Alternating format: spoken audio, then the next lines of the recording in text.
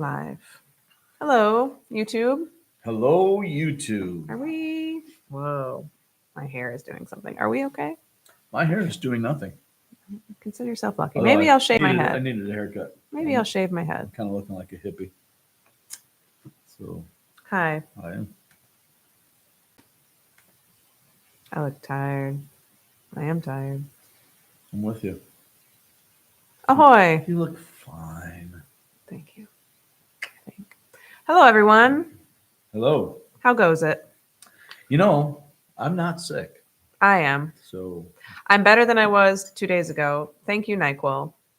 NyQuil helps. If I could take NyQuil every night, even when I'm healthy, I would be so happy. There are those who do. But I think that's considered a problem. I think it might be. I won't do that. But NyQuil is the only thing that makes me sleep. Yeah, I think that might. You might be an alcoholic at that point. Yeah. So glad I just said that on the podcast. I remember back in the 90s, stories of. Well, they got the NyQuil locked up now. You have to. Right. Yeah. But people get so desperate. When you're hooked on something, you get desperate for it. Mm-hmm. And there were stories. I think it's when we were living between Baltimore and DC, of these homeless people who were like stealing. They were like siphoning the washer fluid out of cars to drink. Was that washer fluid? Maybe it was the antifreeze. Whatever it was, they were drinking car fluids because they couldn't get alcohol or whatever. And guys, people, there were like a couple of people that died. Well, yeah, I would think. I'm like, how desperate are you? Because if you open the radiator in the car, it doesn't even smell good. I mean, so who is the person to be like, hey, person to be like, hey, let's do this? Well, I think that about a lot of things. Truth. Same. Who's the first person that thought, hey, that corn's really turned moldy. Let's drink the juice of it.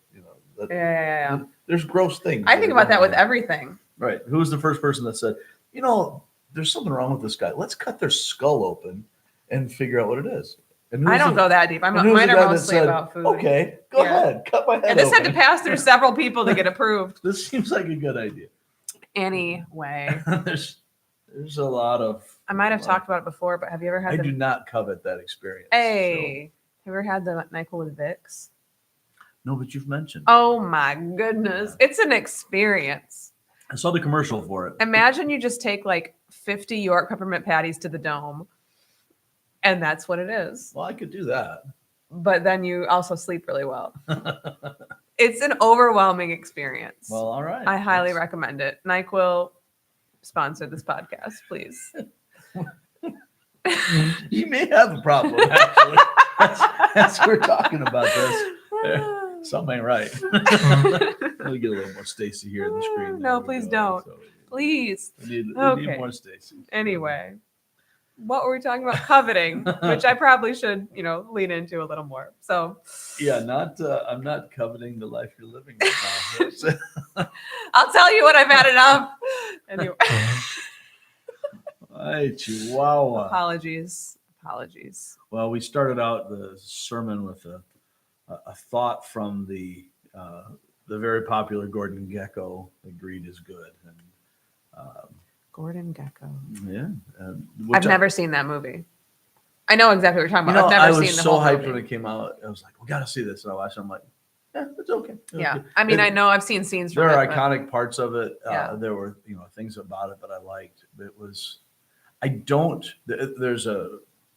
there's a whole, I don't know if you can call it a genre, but there's a whole thing in a lot of movies, especially in the 80s, where we don't like happy endings. We just like people to be depressed or something, I guess. And the bad guy stays bad, and the good guy is kind of bad, but not quite all the way bad. So he's better than the bad guy, and all that kind of stuff. I remember watching Raging Bull. So we're really on track here. It's just par for the course. Watching Raging Bull, and I was so excited because I'm like, okay, it's Scorsese and De Niro. It's a boxing movie, won an Oscar, shot in black and white in 1980. This is kind of an artsy thing. And at the time, I was feeling particularly artsy, and I thought, I'm going to love this. And I watched it, I'm like, oh, I hate this. It's the guy's a dirtbag. Robert De Niro? Yeah. That tracks. So he's a dirtbag. fighter comes up, has the the story where he climbs and becomes a champ and all that, and he gets older and he's still a dirtbag. And the end of the movie, he's in a bar. Is it a biopic? It's a. Just kidding. I'm talking about Robert De Niro. Yeah, no, it's a fictional. Being a dirtbag. So he Sorry. gets to the end of the movie and he's still a dirtbag, but they put Bible verses on the screen, and that's lovely. like, oh, that's profound then because you quoted Ecclesiastes.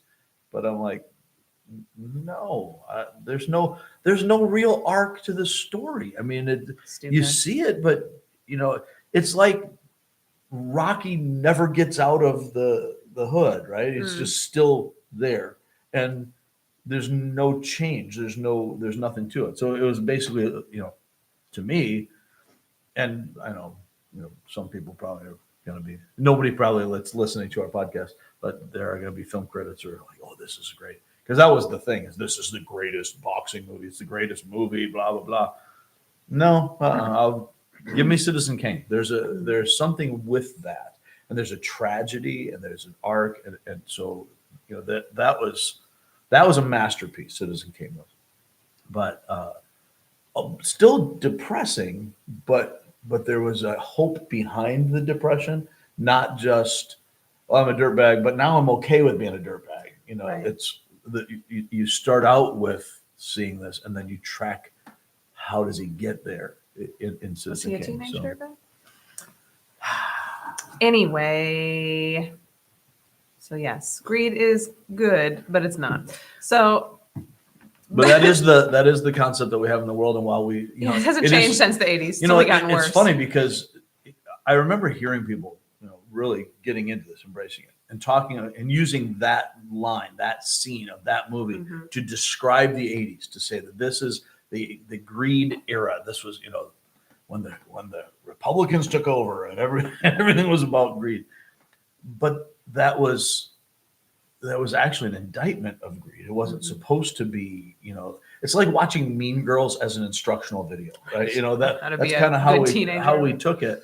So often it's like, oh yeah, see, greed is good. We should. Right.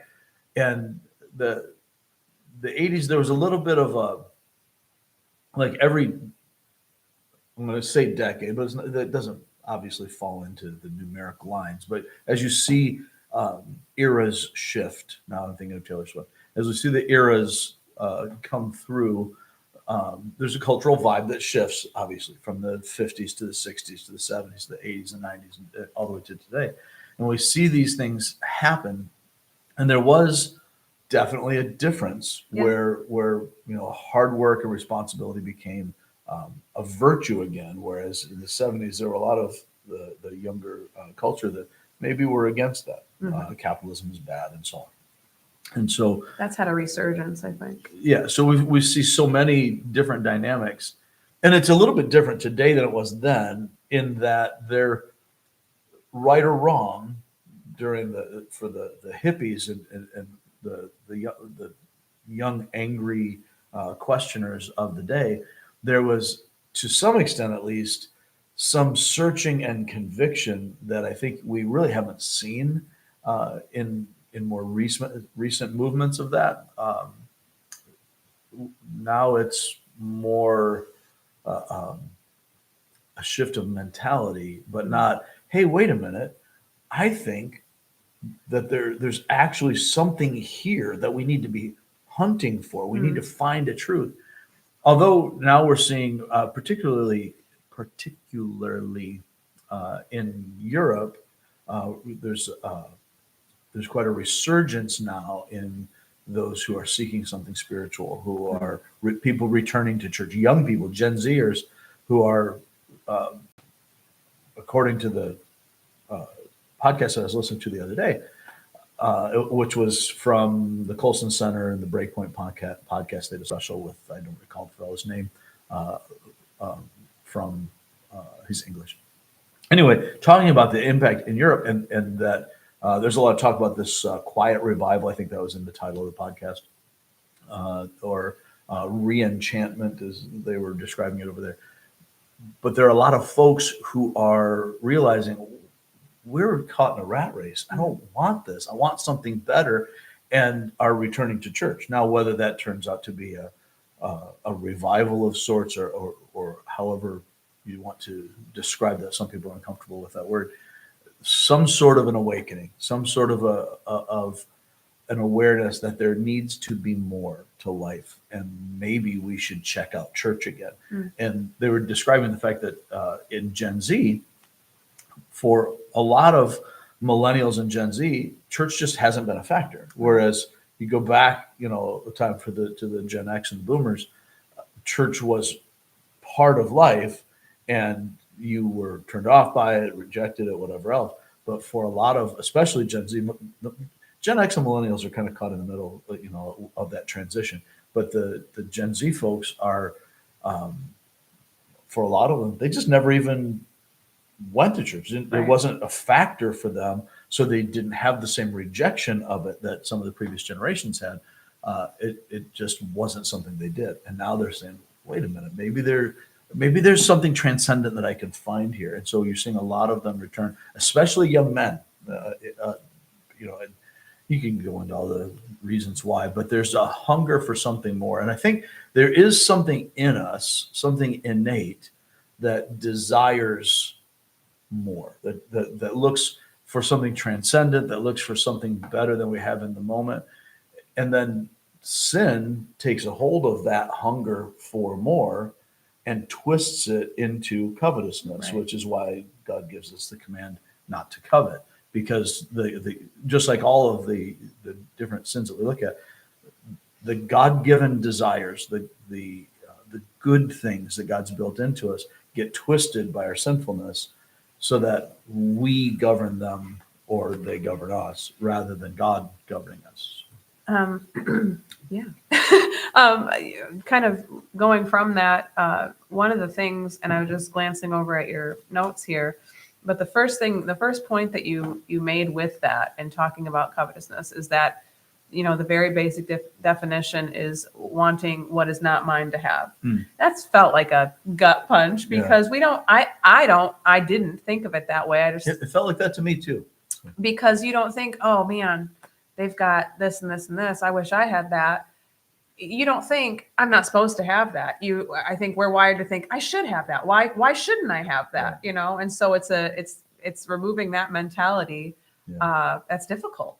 And you can see how Why it do ties they into the get it? other Right. commands, the other Sure, sinful absolutely. acts that we see here. That if the logical necessary opposite of "thou shalt not covet" is feeling or embracing satisfaction in God, Mhm. and thankfulness for the blessings that He gives us, whatever He has established as our particular lot in life, then when we start to spin that forward and think, okay, so not coveting is the mentality that I should have, the heart attitude that I should have, is that what God has given me, what God determines to be right for my life, is right for my life. It is the good thing. So whatever I'm going through is, however difficult it is a good thing. Whatever economic status I have, that's where God has placed me. And if there are godly means to pursue something else, then great. But if I can't pursue that in a way that honors God, then my having that change doesn't honor God. I have to be able to have both things. So coveting, correct me if I'm wrong, is essentially, when you strip it down, putting myself above God. Yeah, and I think you could say that about all of these commands, that to violate these commands is putting myself above God in a variety of ways. But coveting, when we get to this 10th commandment, it goes back to being a heart issue. They all are. Sure. But coveting specifically struggling with enunciation today. I don't think that's supposed to have 4 syllables, but okay. Specifically? No, there's an A in there. Do we say the A? Well, Specifically? if we're enunciating properly. then Nobody yes. ever says specifically. Nobody ever does it right. Anyway. So specifically, Please. see, there's an A in there. Specifically, as we're looking at these things, this 10th is a command to the mind and heart rather than to the actions. don't murder. Okay, you can see how that there's no way to misinterpret Sure. the command not to covet as something that I just check a box in my physical actions. So when we go from have no other gods before me, that's a heart issue, and he kind of separates that in the first two commands. They're the same, but they're different in that having no gods before the Lord is a heart thing. Mhm. That's where do I ascribe worth? Who do I worship? Who do I serve? What's my priority? And then he clarifies the physical act of don't make any idols, Mhm. don't have any replicas or rivals here through this. So there's a transition from the mind and heart to the activities, and now we see the same thing on the back end in this.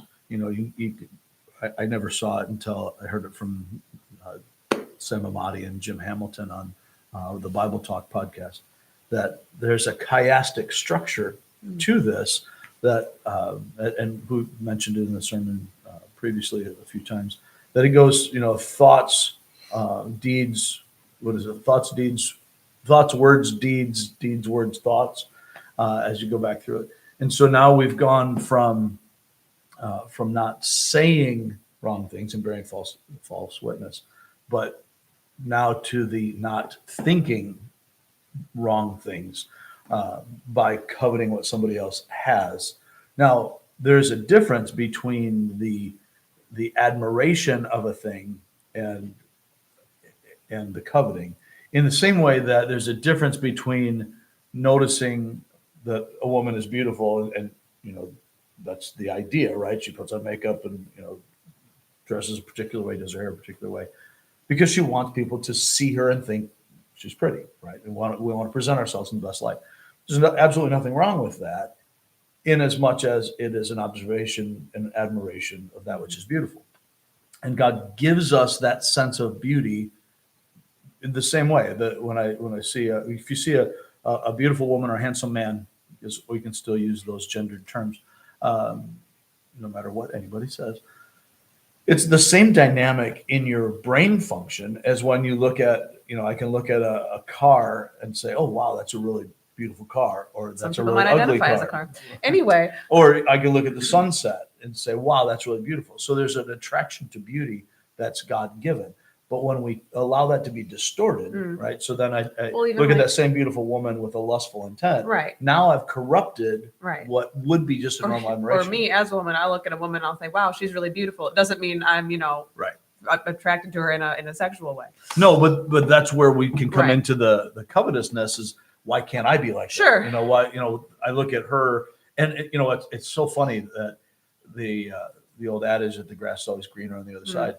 That's so true in our minds, right? Whatever we see, we can have the most perfectly manicured lawn and we look at somebody else's. And we'll either be puffed up with pride that ours is better in this sin of comparison.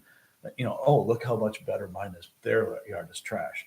It's the old stereotype about, the neighborhood dads or whatever. Yeah. They're competing over their lawn. Yeah. And we do distort competition. And so then we go so far the other direction that we say all competition is bad. You should never compete, and that's not natural. It's not logical.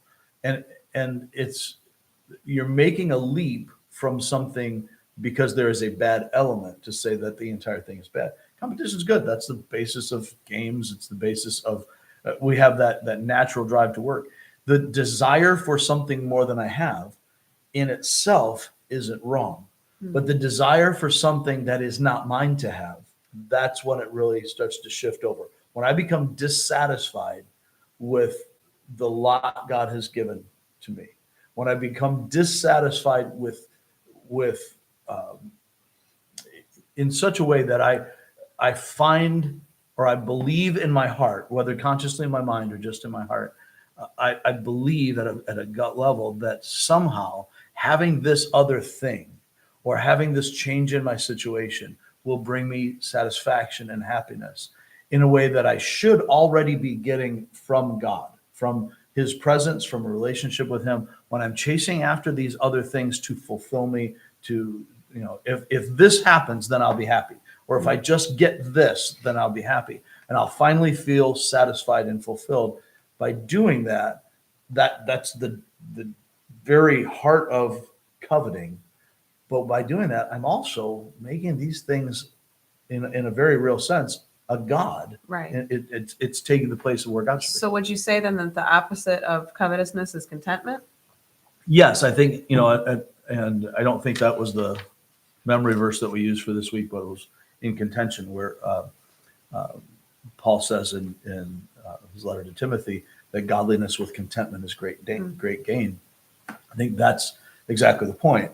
It's not a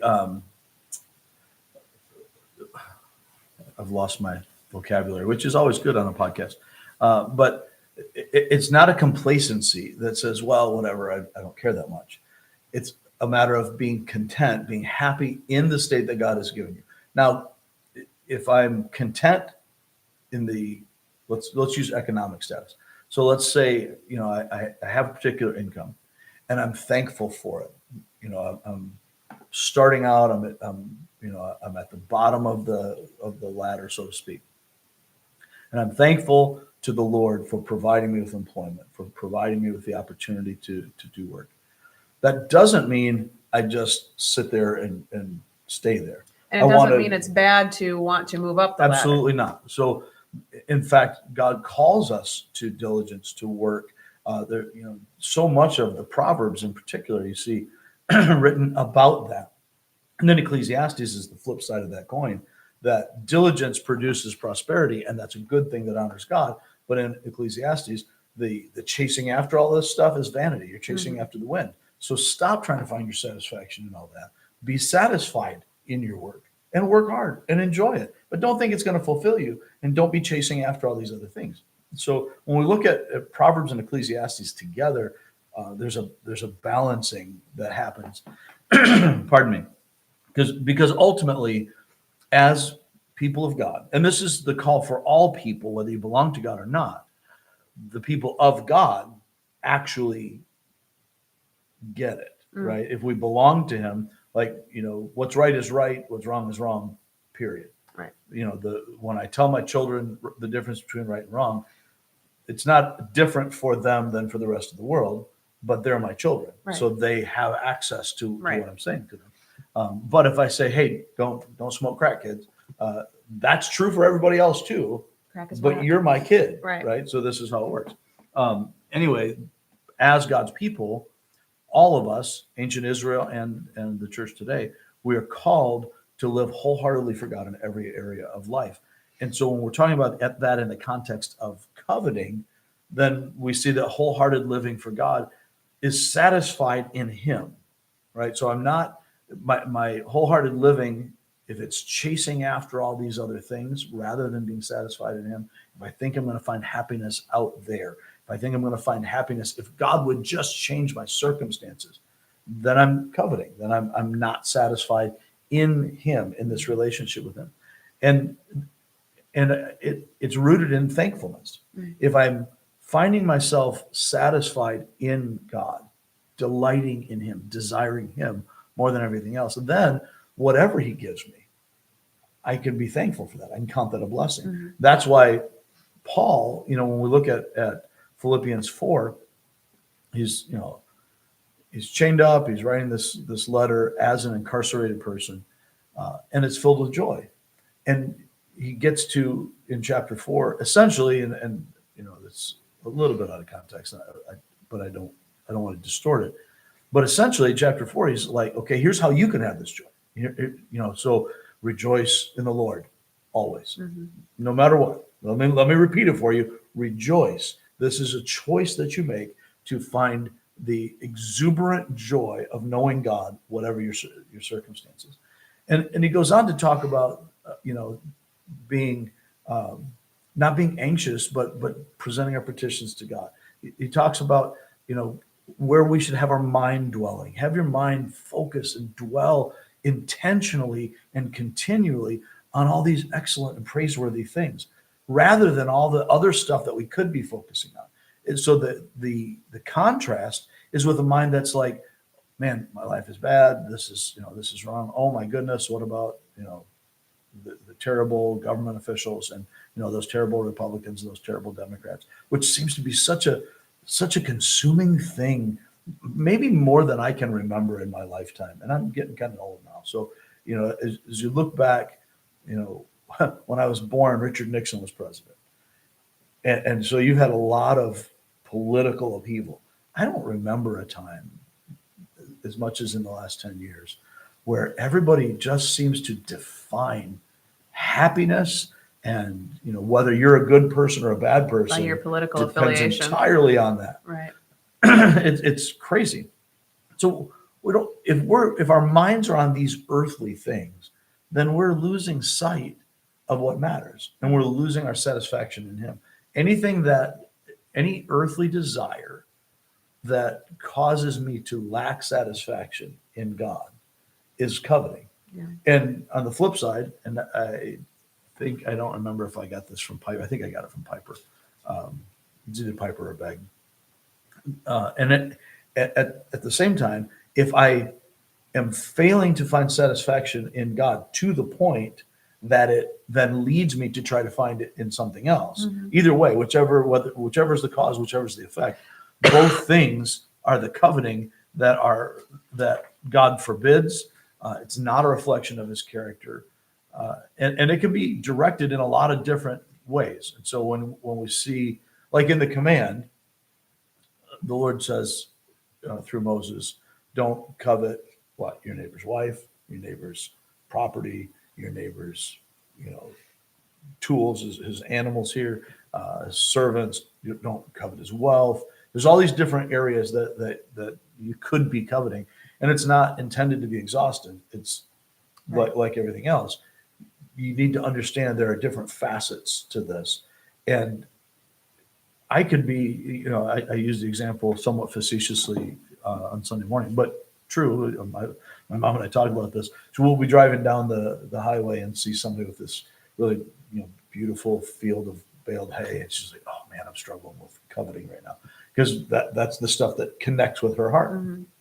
Somebody else might see a car, or the classic midlife crisis thing, which now, in my observation, seems to have switched genders, where in the 80s, 70s and 80s, people talk about the male midlife crisis.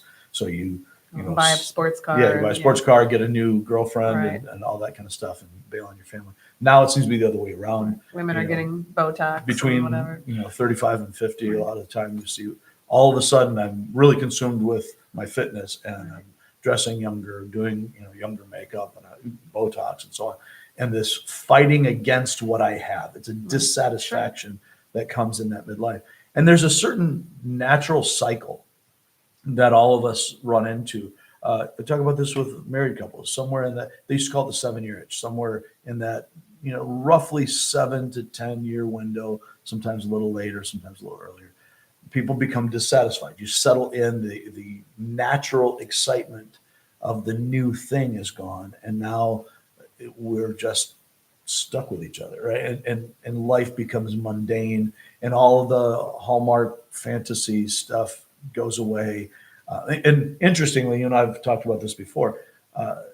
In all of the romance movies, all of the Hallmark movies, They the end romance when novels, it begins. That's right. You finally get the girl, or you finally get the guy, and And you kiss, and You- the movie's over. that's it. And maybe you get to maybe you get to the wedding, Right. but you never get to the Life. boring Right. stuff, which I didn't see Enchanted 2, but I guess they kind of did that Oh. with the sequel to I haven't it. seen it either. I loved Enchanted. I thought it was great. Yeah.